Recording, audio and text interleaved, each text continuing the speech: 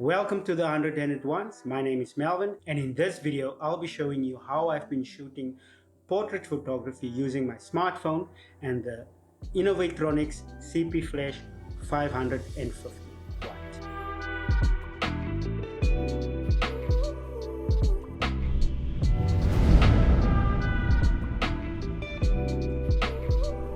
Before we get into the video, as a quick disclaimer, I just have to tell you guys that this video is sponsored. However, I bought this light myself and I've been experimenting with it for a couple of months. So what is the Innovatronix CPFlash 550 watt?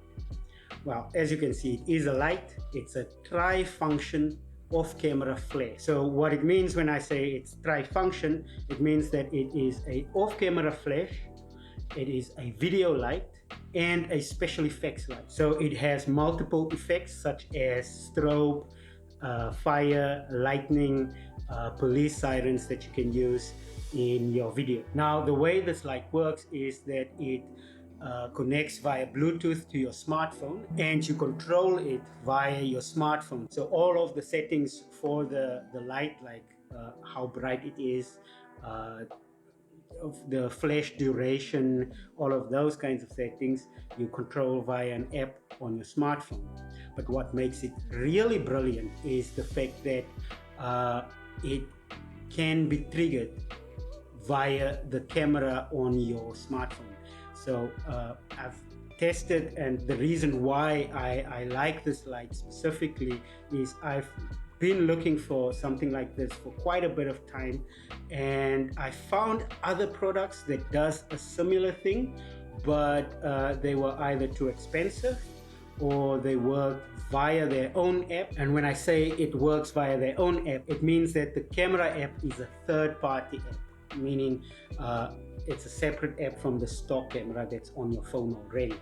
And for me that was kind of a deal breaker, because usually the app support isn't as good for Android as it is on iPhone, and that's the reason why I bought this light. Mainly because I can trigger off-camera flash with my phone. Secondly, I can use any camera app that I have installed on my phone with this flash, and it is not as expensive as other products.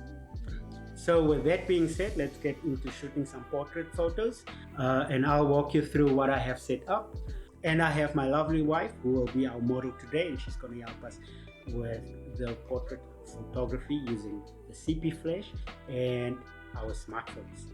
So now we have my lovely wife Janine, who's going to be my model, and I have my CPFlash on a light stand in a softbox. I also have a 5-in-1 reflector on this side, and I'm just connecting, or I've already connected to my CPFlash via the app, and I'm going to put a screen recording on either side of the screen of what I'm doing on my phone so that you guys can see that, and we can then start shooting some portraits.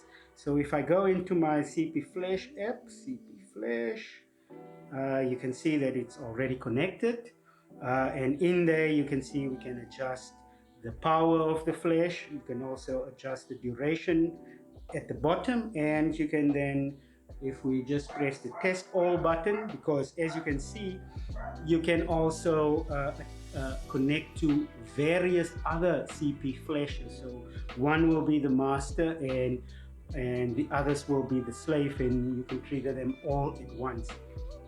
So if I press the test all button, you see the flash firing, and that's good. So if I press the start camera button, I have a selection of all of the camera apps that's available on my phone. So what we can do is, the app that I like to use is just the stock camera, and we go in there, and as you can see we are actually in our living room. So very small studio. We also have a gray backdrop for this shoot, and let's get going. So usually, not even just usually, just in general, I like to use Pro mode. So I'll swap over to Pro mode, and for shooting well, to do off-camera flash, basically, I always set my settings manually. The only thing that's auto is focus. The phone that I'm using in this video, or for this photo shoot, if you will, is my Samsung Galaxy S20 Ultra. So all of my settings are manual, except for focus, because as you can see, everything is dark. So the way you would go about doing off-camera flash, it's exactly the same as how you would do it with any other camera. If you have a DSLR or a mirrorless camera, you would follow the exact same thing, and that is to first compose your shot. So you would look at how you want to compose the photo, and then what you will then do is you will adjust your settings, your exposure settings specifically for the ambient light in the room. So that's everything that's already in the room. That includes my video light, the light coming out of the windows, and there is a gigantic window over there, so you can decide to cut out all of those lights completely, or to blend the flash with the ambient light.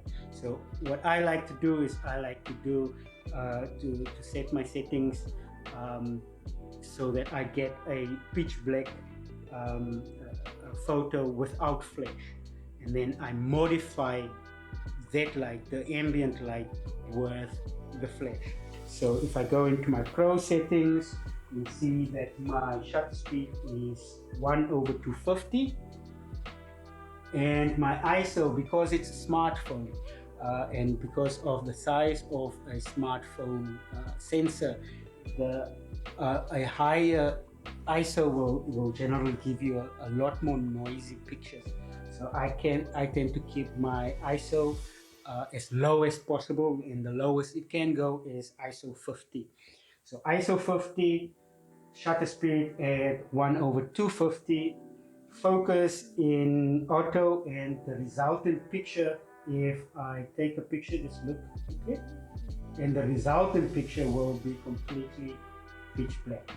I'll bring those pictures up on the screen as we take them, but yeah, so from there what we will then do is modify the light according to our exposure, and we do that by adding flash.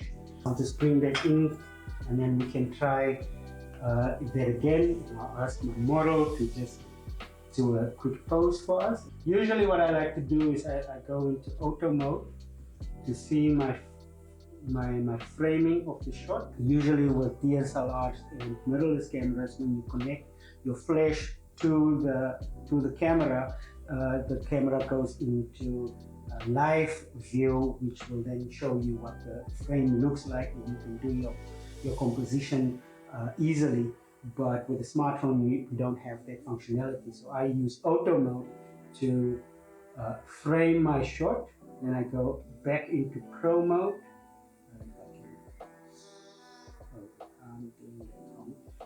I go back into pro mode, like so, and then using the little overlay of the CPFlash app, I can trigger the camera and the flash. Okay, cool. 1, 2, 3, go. Cool. So I'll overlay all of these images on the screen so that you guys can have a look at what it is that we're doing. Cool. So let's get into the shoot, and we'll see what we get.